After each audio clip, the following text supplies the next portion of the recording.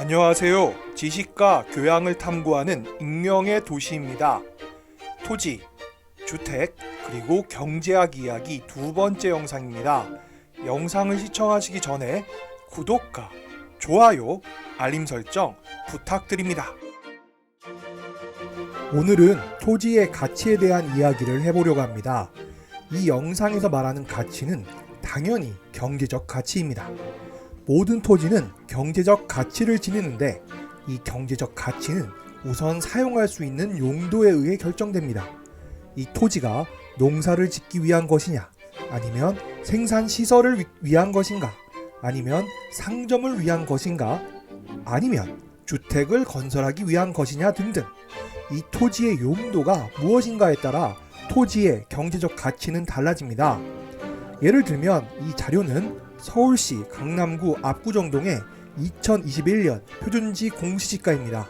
같은 지역에 있는 토지라고 해도 공시지가는 용도가 무엇인가에 따라 달라진다는 것을 알 수 있습니다.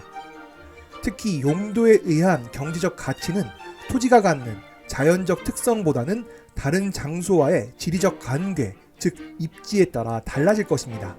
예를 들면 비옥한 노는 분명히 사막보다는 더 가치가 있지만 다른 조건이 동일하다면 농장, 운송로, 생산품을 소비하기 위한 시장으로부터 떨어져 있는 비옥한 노는 좋은 교통을 갖춘 도시 근처의 논보다는 가치가 덜할 것입니다. 흔히 미국에서 부동산에 대해 물어보면 가장 중요한 세 가지를 이야기하는데 그것은 로케이션, 로케이션입니다.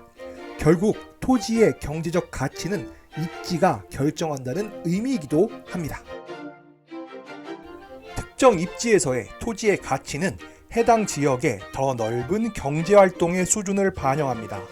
이는 경제활동이 번성한 지역에서는 토지의 가치가 높다는 의미입니다. 이러한 논리를 반영하여 주택 가격을 추정하는 모델인 헤도닉 프라이스 모델에서는 주택의 가격이 해당 지역 내에서 얻게 되는 모든 종류의 편익을 변수로 반영하여 주택의 가격을 추정합니다.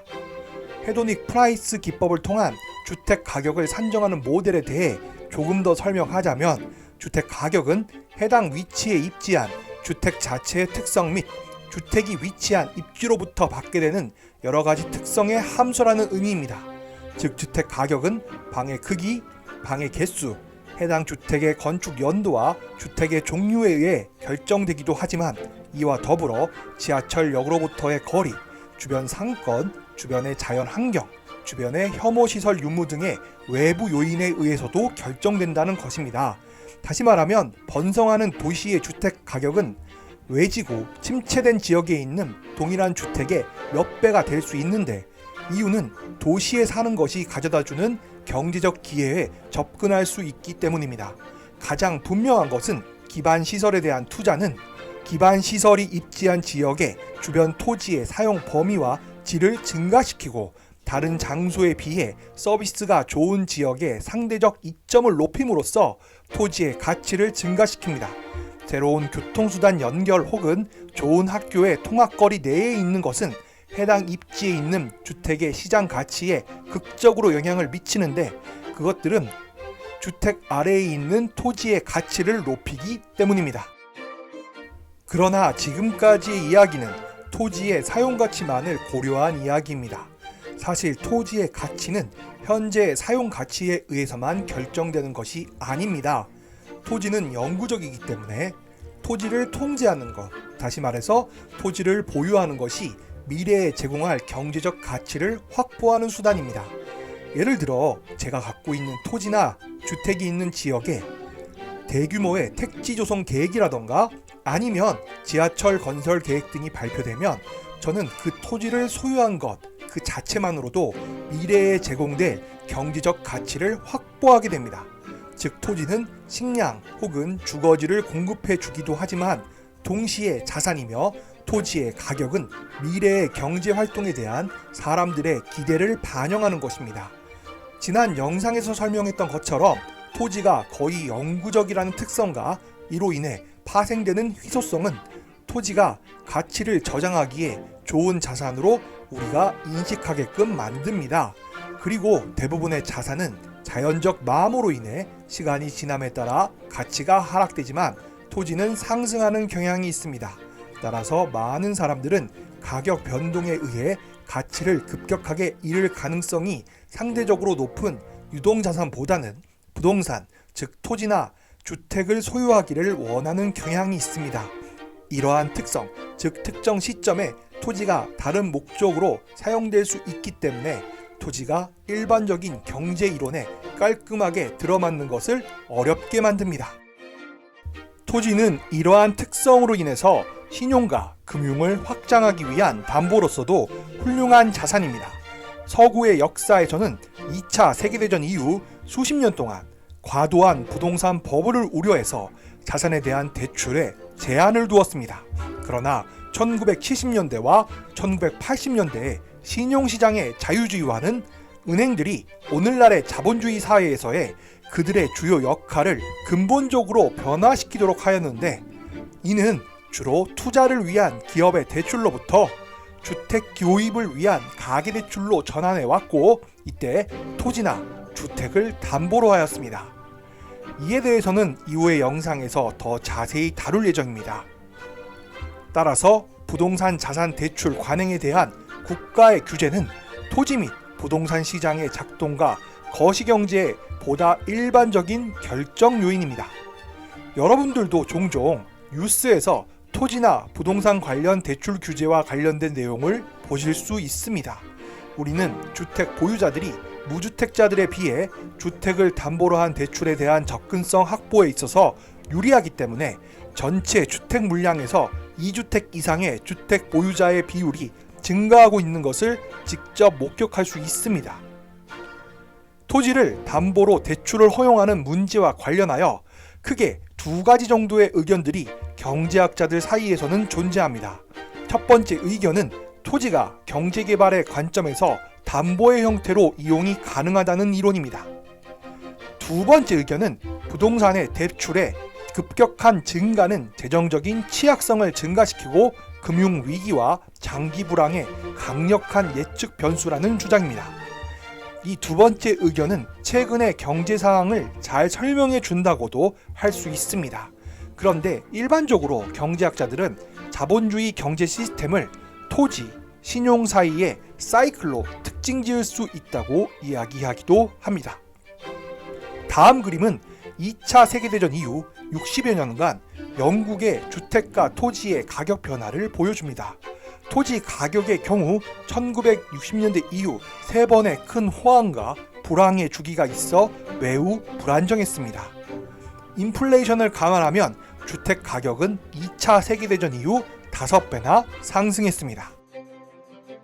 미국의 사회학자인 톨스타인 베블렌이 그의 유한 계급론에서 지적했던 것처럼 토지 자산은 사람들이 그들의 사회적 지위를 증명하기 위해 사용하는 위치적인 재화로서 볼 수 있습니다. 이는 사람들이 합리적인 경제적 판단에 의해서 결정되는 가격보다 더 높은 가격으로 토지의 가격을 지불할 수 있다는 것입니다. 경제가 발전하고 정보 집약적이 되고 자동차, 컴퓨터, 휴대전화 등 많은 재화와 서비스의 비용이 떨어짐에 따라 좋은 입지를 갖는 토지와 주택은 국민소득의 더 큰 부분을 차지할 가능성이 높습니다. 이와 관련하여 더 이야기하면 토지가 갖는 물리적 공간 그 자체는 사람들이 선호하는 것이며, 토지는 일반적인 다른 재화에 비해 수익률 감소의 영향을 받지 않습니다. 그리고 사람들의 소득이 증가할수록 더 많은 토지 공간을 소유하기를 원합니다. 연구에 따르면 소득이 10% 증가하면 주택과 정원의 공간에 약 20% 소비를 더 지출합니다. 경제학적으로 설명하자면 토지는 수요에 대한 높은 소득 탄력성을 갖는다고 말할 수 있습니다. 즉 사람들이 소득이 증가하면 토지 구매를 더 증가시킬 것입니다. 이러한 토지의 특성은 통신 기술의 증가가 많은 사람들이 예측한 것처럼 거리의 종말을 낳은 것이 아니라 세계 경제와 잘 연결되어 있고 디지털 경제의 지식 노동자와 기업가를 위한 최고의 편의시설을 제공하는 몇몇 도시가 경제적 우위를 갖도록 해줍니다. 최근 수십 년간의 기술적인 급격한 변화 및 발전은 토지의 중요성을 제거하지는 못했지만 토지의 용도에 따른 경제적 중요성을 변화시켰습니다. 앞서 언급했던 토마스 피케티의 자료가 설명하는 것처럼 주택을 포함하는 주거용 토지가 갖는 총 부의 비율은 20세기 중반 이후 급격히 증가한 반면에 농업용 토지의 가치는 매우 낮아졌습니다. 연구 자료에 의하면 약 270년 동안 영국과 프랑스의 주거용 부동산의 부가 GDP의 60에서 180% 사이에서 변화했다고 합니다. 그러나 1980년대 이후 주거용 부동산의 가치는 폭발적으로 증가하여 영국과 프랑스의 GDP의 300% 이상을 차지하고 있습니다. 미국의 경우에도 주거용 부동산의 가치는 20세기 초 이후 GDP의 퍼센트를 기준으로 3배 정도 증가했습니다. 이는 주거용 부동산이 경제적 용도로서 농업용 부동산을 대체했다는 것을 말해줍니다. 이번 영상에서 설명한 토지의 특성들은 토지의 가치에 대한 평가를 복잡하게 만들지만 정리하자면 이러한 특성들은 토지를 매우 선호되는 투자 수단으로 만들고 만약 여러분들이 토지를 소유할 수 있다면 투기를 위한 완벽한 자산으로 만듭니다. 여기서 질문드립니다.